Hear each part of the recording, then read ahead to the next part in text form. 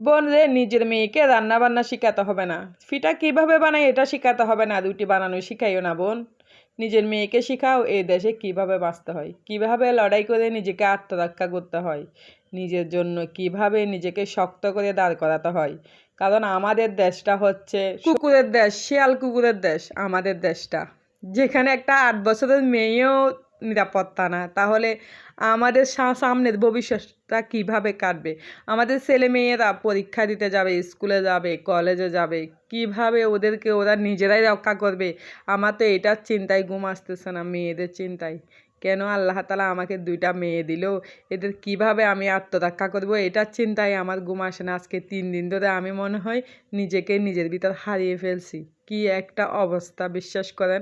এতদিন শুনছি মেয়েদের চলার কারণে, পোশাকের কারণে মেয়েরা ধর্ষিত হয়, কিন্তু এখন দেখতেছি পোশাক লাগে না রে ভাই, চলার কারণে লাগে না। এখন দেখতেছি 8 বছরের 4 বছরের মেয়েদের কোনো নিরাপত্তা নাই আমাদের এই দেশে। কী রকম দেশ, শিয়াল কুকুরের দেশ হয়ে গেছে আমাদের দেশটা। আজকে আমাদের সে আসিয়া বোনটা মরে গেছে, আসলে কি বলবো, মানে খুব দুঃখিত। আর এসব কিছু চারিদিকে মানে ফেসবুকে ঢুকলে, টিকটকে ঢুকলে এসব দেখে আমার মনটা একদম ভেঙে যায়। নিজের মেয়েদের জন্য চিন্তা হয়, কিভাবে নিজের মেয়েদেরকে আত্মরক্ষা করব, কিভাবে মেয়েদেরকে শিখাই দেবো যে কিভাবে রাস্তায় গেলে, কিভাবে স্কুল কলেজে গেলে তোমরা চলবে, এটাই বুঝতে পারতেছি না। আর এগুলো যে মেয়েদের সামনে উপস্থাপন মানে করতে যাব, এটাও আমার লজ্জা লাগতেছে। কি একটা অবস্থা, কোন দেশে আমরা বসবাস করি ভাই। ওসব পশুদের ভিতরে কি আল্লাহ এতটুকু মানবতা দেয় নাই? আল্লাহ কি ওদেরকে এতটুকু রহমত দেয় নাই? এদের তো মনে হয় জন্মেরও ঠিক নাই, এদের জন্মেরও ঠিক নাই মনে হয়। বিশ্বাস করেন, এমন কিছু আমি একদমই সহ্য করতে পারি না। মানে কি বলবো, আমি মানে বাসায় বলে আপনাদের প্রকাশ করতে পারতেছি না। আমার যদি সামনে থাকতো ওদেরকে আমি কি করতাম আমি নিজেও জানি না। আমি নিজেকে এতটা মানে কষ্ট পাচ্ছি এই মানে ঘটনাগুলো একের পর এক দেখে।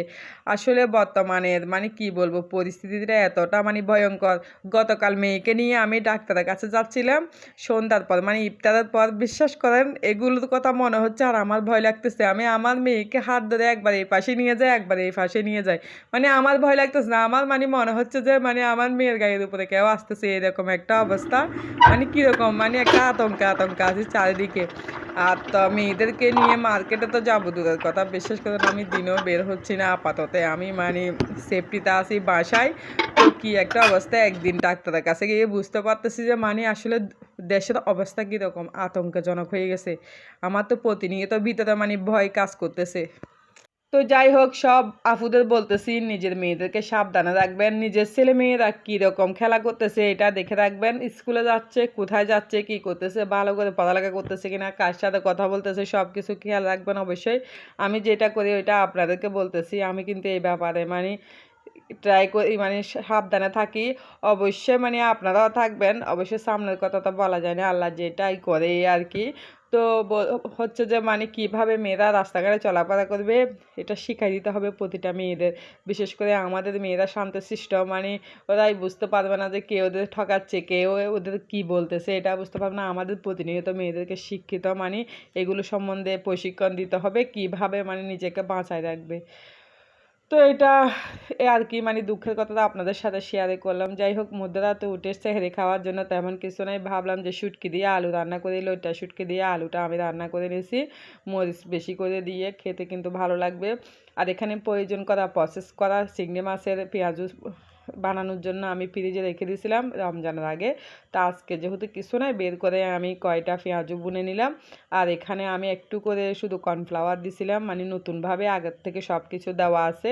তো এগুলো আমি এখন লাল লাল করে বুনে নিছি, আর এগুলো দিয়ে সেহরি খাওয়া হবে। আর সবগুলো কিন্তু ভাজা হয়ে গেছে, এখন আর 3টা আছে, এটা আমি বসাই দিলাম। এগুলো দিয়ে আজকে সেহরি। আর অল্প কিন্তু গরুর মাংস ছিল আগে, তো ভাবলাম যে এগুলো একটু গরম করে সব খাবার দাবার আমি রেডি করে নিই। তো এখানে সব কিছু নিয়ে আসছি এই রান্নাটা করার জন্য। প্রতিদিন আমি 3:30টায় উঠি, আজকে কিন্তু 3টায় উঠছি, যেহেতু রান্না করার কিছু নেই। তো রান্না করতে করতে আমার 4টা বেজে গেছে। এখন আমি এদের ডাকবো কীভাবে আপনারাই শুনবেন। রাত 3টা, খাইলে খ, না খাইলে আজান দিয়ে এলাম। এই আব্বু উঠো, খাইলে খ, না খাইলে আজান দিয়ে এলাম।